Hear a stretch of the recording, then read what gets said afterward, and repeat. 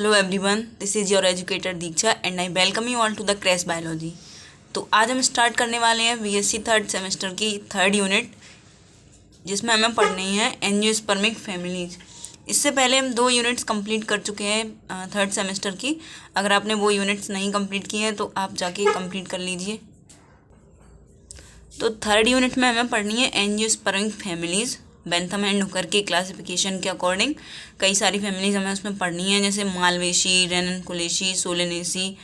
तो ये सारी फैमिलीज हम कंप्लीट करेंगे। तो हमें फैमिलीज में बेसिकली क्या पढ़ना होता है, हमें उसमें पढ़ना होता है कि जो भी जितने भी प्लांट्स हैं उस फैमिली में, तो उनके क्या क्या करेक्टर्स हैं, रूट्स, शूट, लीव्स, उसके बाद फ्लावर, उसमें फ्लावर में क्या क्या पार्ट्स प्रेजेंट हैं, कितने हैं स्टेमन्स, कितने हैं कार्पल्स, कितने हैं ओवरी की पोजीशन, ये सारी चीज़ें हमें पढ़नी होती हैं। तो उसके बाद लास्ट में हमें पढ़ना होता है फ्लोरल फार्मूला और फ्लोरल डायग्राम। तो ये सबसे इम्पोर्टेंट पार्ट है, फ्लोरल फार्मूला और फ्लोरल डायग्राम। काफ़ी स्टूडेंट्स को फैमिली का पूरा डिस्क्रिप्शन तो पता होता है, लेकिन इनको फ्लोरल फार्मूला और फ्लोरल डायग्राम के बारे में नहीं पता होता है, जो कि सबसे इम्पोर्टेंट है। तो आज हम सबसे पहले देख लेते हैं फ्लोरल फार्मूला और फ्लोरल डायग्राम, उसके बारे में डिटेल पढ़ ले रहे हैं। तो फिर जब हम पढ़ेंगे फैमिलीज़ तो हमें आसानी से समझ आ जाएगा कि फ्लोरल फार्मूला क्या है और फ्लोरल डायग्राम क्या है। तो फ्लोरल फार्मूला में हमें एक न्यूमेरिकल वैल्यू रिप्रेजेंट करनी होती है फ्लावर के बारे में। तो चलो पहले हम पूरा देख लेते हैं, और सिम्बल्स के थ्रू रिप्रेजेंट करनी होती है, तो वो सिम्बल्स भी देखेंगे हम पूरे। उसके बाद फ्लोरल डायग्राम देखेंगे क्या होता है, किस तरह से ड्रॉ किया जाता है। चलो स्टार्ट करते हैं फ्लोरल फार्मूला की डेफिनेशन से। What is floral formula? It is the numerical representation of the relative position and number of floral parts in the relation to the mother axis और इन्फ्लोरेसेंस एक्सिस। तो floral formula एक numerical representation होता है किसी भी flower में, जो relative position और नंबर्स होते हैं फ्लोरल पार्ट के, कितने नंबर, कितने संख्या में प्रेजेंट है वो पार्ट, और उसकी पोजीशन क्या है, ये रिप्रेजेंट किया जाता है न्यूमेरिकल वैल्यू में। और किसके रिलेशन में? जो मदर एक्सिस होती है फ्लावर की, उसके रिलेशन में, और फ्लोर या फिर इन्फ्लोरेसेंस एक्सिस, उसके रिलेशन में हम जो भी सारे फ्लावर पार्ट्स होते हैं उनको रिप्रेजेंट करते हैं, उनकी पोजीशन और नंबर को रिप्रेजेंट करते हैं न्यूमेरिकल वैल्यू में। तो अब हम उसमें देखते हैं क्या क्या सिम्बल्स यूज किए जाते हैं। तो उसमें हमें जो भी पार्ट होते हैं, कैलिक्स, कोरोला, एंडोसियम, गाइनोसियम, ये सारे रिप्रेजेंट करने होते हैं कि कितने कैलिक्स हैं, कितने कोरोला हैं, ब्रैक्ट प्रेजेंट है या नहीं, ये सारी चीज़ें हमें उसमें रिप्रेजेंट करनी होती हैं। तो वो सिम्बल्स के थ्रू करनी होती है रिप्रेजेंट। तो हम अभी सिम्बल्स देख लेते हैं, और उससे पहले देखते हैं हम एग्जाम्पल फ्लोरल फार्मूला का। तो ये यहाँ पे परसेंटेज का साइन है, हमें अभी नहीं पता कि ये किस फैमिली का है फ्लोरल फार्मूला, और ये सिम्बल्स क्या क्या है, हम इन्हीं सिम्बल्स को देखेंगे। इस तरह का रिप्रेजेंट किया जाता है फ्लोरल फार्मूला। फिर ये सिम्बल के, सी, ये क्या रिप्रेजेंट करते हैं, ये सारी चीज़ें हम देखने वाले हैं अभी। तो चलो देखते हैं।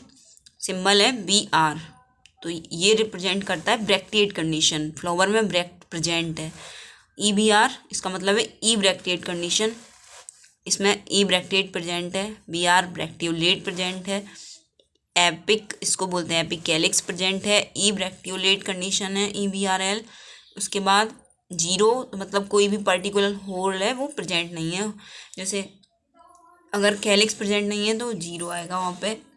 उसके बाद इनफाइनाइट, तो ये इंडेफिनिट नंबर है फ्लोरल पार्ट्स के, जैसे जो भी हैं, जैसे आपने देखा होगा रोज में इनफाइनाइट नंबर में प्रेजेंट होती हैं उसकी पेटल्स, तो वहाँ पे हम इनफाइनाइट लगाएंगे कोरोला के प्लेस पे।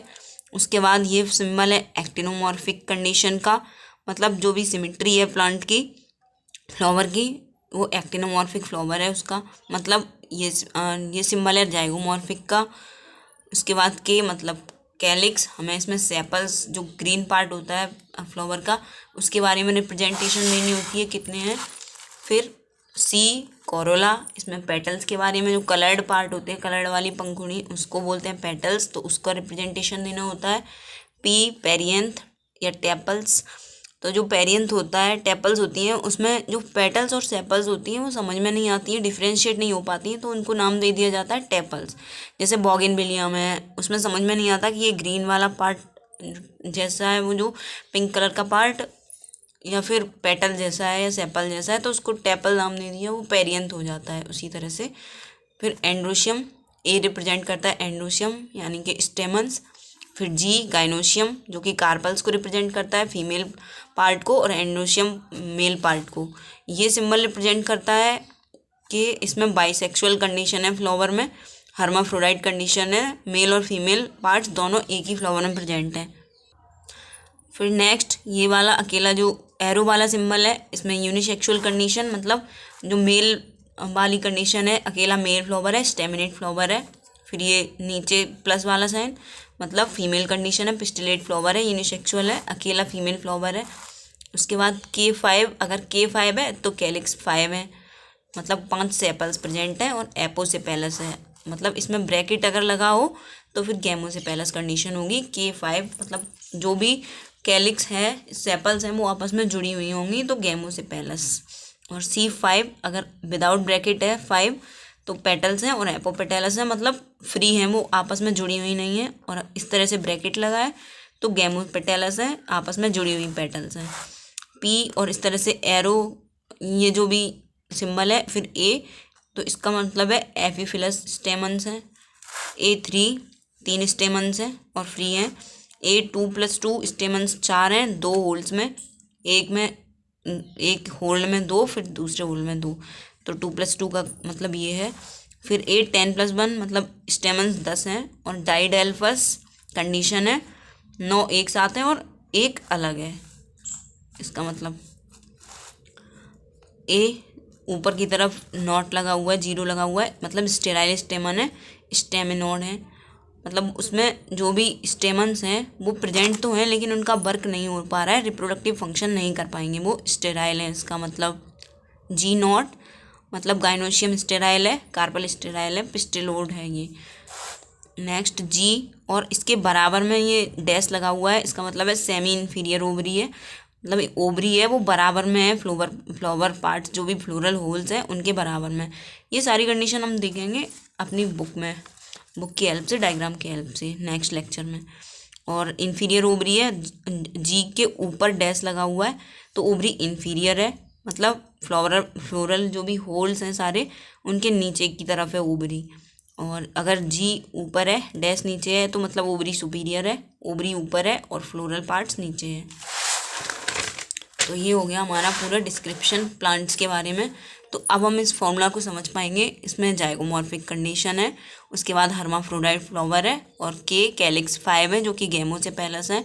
C 1+2 मतलब जो भी कोरोला है उसमें एक होल एक साथ है, फिर दो एक साथ, फिर 2 एक साथ जो कि गैमोपेटेलस कंडीशन में है। उसके बाद एंड्रोशियम 9 है, 9 एक साथ और एक अकेला।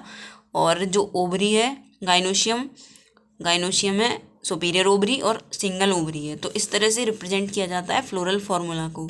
तो ये हो गया हमारा फ्लोरल फार्मूला। उम्मीद करती हूँ आपको फ्लोरल फार्मूला से रिलेटेड सारी चीज़ें समझ आ गई होंगी। और अगर कोई भी चीज़ कन्फ्यूजन है तो कमेंट में बताना, मैं इसको सॉल्व कर दूँगी। तो ये इतना फ्लोरल फार्मूला हो गया। अब फ्लोरल डायग्राम होता है जिसमें हम रिप्रेजेंट करते हैं फ्लोरल फार्मूला की हेल्प से क्या क्या कंडीशंस हैं फ्लावर में, वो सारी हम रिप्रेजेंट करते हैं एक डायग्राम के फॉर्म में। और किसकी हेल्प से? फ्लोरल फार्मूला की हेल्प से। अब हम एग्जांपल देखते हैं सोलेनम का।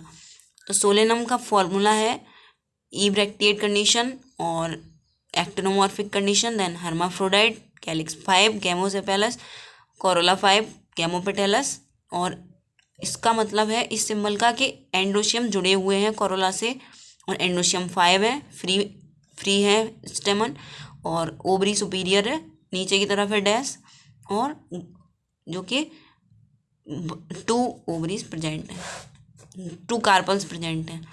अब हम देखेंगे सबसे पहले बनाया जाता है मदर एक्सिस, बीच में मदर एक्सिस, उसके बाद कैलिक्स वाला होल आता है, फिर कोरोला, फिर स्टेमन यानी कि एंड्रोशियम, एंड देन गाइनोशियम। तो इसमें ये बना हुआ है मदर एक्सिस। फिर ये कैलिक्स रिप्रेजेंट किए गए हैं 5। इसमें इनका एस्टिवेशन भी देखना पड़ता है किस तरह से है एस्टिवेशन। तो इसमें तो वेलवेट एस्टिवेशन है सिंपल। उसके बाद कोरोला का एस्टिवेशन भी देखना पड़ता है, और ये गैमोसेपेलस कंडीशन है तो ये इस तरह से रिप्रेजेंट किया जाता है। ये जो चीज़ है इस तरह से रिप्रेजेंट किया जा रहा है इसमें, ये वाली ये चीज़। इसका मतलब है कि जो भी कंडीशन है कोरोला या कैलिक्स की वो गैमो से पहले से आपस में जुड़े हुए हैं। नेक्स्ट वाले एग्जांपल में हम देखेंगे फ्री कंडीशन है। फिर Corolla, calyx, Corolla, androecium. Androecium में ये स्टेमन्स बने हुए हैं, हमने फॉर्मूला में देखा था। जो कोरोला और स्टेमन्स हैं आपस में जुड़े हुए हैं, तो यहाँ पे भी ये स्टेमन्स के ऊपर, कोरोला के ऊपर बनाए गए हैं स्टेमन्स। उसके बाद गाइनोशियम, ये ओवरी की कंडीशन दिखाई गई है, क्या कंडीशन है ओवरी में, इस तरह का प्लेसेंटेशन है। तो ये सारी चीज़ें हम इस फॉर्मूला में देख ली, इस डायग्राम में देख ली। तो इसी तरह से हर एक फैमिली में हमें फ्लोरल डायग्राम बनाना पड़ेगा। अब नेक्स्ट है ब्रेसिका का एग्जाम्पल। इसमें है कंडीशन इब्रेक्टेड, एक्टिनोमॉर्फिक, हर्माफ्रोडाइट, मतलब मेल फीमेल दोनों प्रेजेंट हैं। और कैलिक्स 2+2 की कंडीशन में है, कोरोला 4, और ए मतलब एंड्रोशियम 6 स्टेमन्स हैं, एक होल में 2, फिर 4 अलग होल में एक साथ। फिर गाइनोशियम सुपीरियर और 2 कार्पल्स प्रेजेंट है। तो इसमें सबसे पहले बना लिया मदर एक्सिस, ये इस तरह से। देन कैलिक्स, ये वाला कैलिक्स, फिर कोरोला, फिर एंड्रोशियम स्टेमन्स शो किए हमने 2 एक साथ, ये फिर ये 4 एक साथ। फिर गाइनोशियम शो किया जिसमें ओवरी की कंडीशन दिखाई गई है। तो इसमें एस्टिवेशन अलग है, ये इस तरह से इसको ढक रहा है, ये वाला सेपल जो है कैलिक्स जो रिप्रेजेंट किया है, तो ये वाला और ये वाला इन दोनों को ढक रहा है। तो हमें ये सारी कंडीशंस देखनी पड़ेंगी जब हम बनाएंगे अपना फैमिली का डिस्क्रिप्शन पढ़ेंगे। तो हम जिस तरह का एस्टिवेशन है उस तरह से देख के हमें बनाना पड़ेगा। फिर ये कैलिक्स और ये हो गए कोरोला, ये एंड्रोशियम और गाइनोशियम। तो ये इस तरह से चलता है। इसका सबसे पहले मदर एक्सिस, देन ब्रैक्ट या ई ब्रैक्टेड जो कंडीशन है, उसके बाद calyx, then corolla, and then androecium, and in the and gynoecium. तो ये सारी कंडीशन हमें इस तरह से रिप्रेजेंट करनी पड़ती है अपने फ्लोरल डायग्राम में। तो उम्मीद करती हूँ आपको फ्लोरल डायग्राम और फ्लोरल फार्मूला से रिलेटेड सारी चीज़ें समझ में आ गई होंगी। अब नेक्स्ट लेक्चर में हम देखेंगे ये जो हमने कंडीशंस पढ़ी हैं कैलिक्स, कोरोला, इनमें क्या क्या कंडीशन पॉसिबल हैं, किस टाइप के फ्लावर्स प्रेजेंट होते हैं हमारे फैमिलीज़ के अंदर। हम उन सारे टाइप के फ्लावर्स को देखेंगे कि जो एंड्रोशियम है उसमें क्या क्या कंडीशंस प्रेजेंट होती हैं, और ओवरी में सेमी इन्फीरियर, इन्फीरियर, सुपीरियर, ये कंडीशंस क्या होती हैं। कैलिक्स में किस टाइप के कैलिक्स प्रेजेंट होते हैं। ये सारी चीज़ें हम नेक्स्ट लेक्चर में कंप्लीट कर लेंगे। उसके बाद हम स्टार्ट करेंगे फैमिलीज़, क्योंकि फैमिलीज़ पढ़ना फिर आसान हो जाएगा। अगर आप डायरेक्टली फैमिलीज़ पढ़ोगे और आपको ये सारी चीज़ें नहीं आती, फ्लोरल फार्मूला, फ्लोरल डायग्राम और फ्लावर के कितने सारे पार्ट्स हैं, उनके क्या क्या टाइप्स हैं, तो फिर आपको ईजिली समझ में नहीं आएगी फैमिलीज़। तो नेक्स्ट लेक्चर में हम पूरा डिटेल में देखेंगे फ्लावर के बारे में, एक डिटेल डिस्क्रिप्शन वीडियो, उसके बाद स्टार्ट करेंगे फैमिली। तो अगर आपको वीडियो पसंद आई तो वीडियो को लाइक कर देना, चैनल को सब्सक्राइब कर देना अगर चैनल पर नए हो तो, और कमेंट करके ज़रूर बताना कि आपको वीडियो कैसी लगी, या कोई डाउट है तो वो भी कमेंट कर देना, और वीडियो को ज़्यादा से ज़्यादा शेयर करना। Thanks for watching.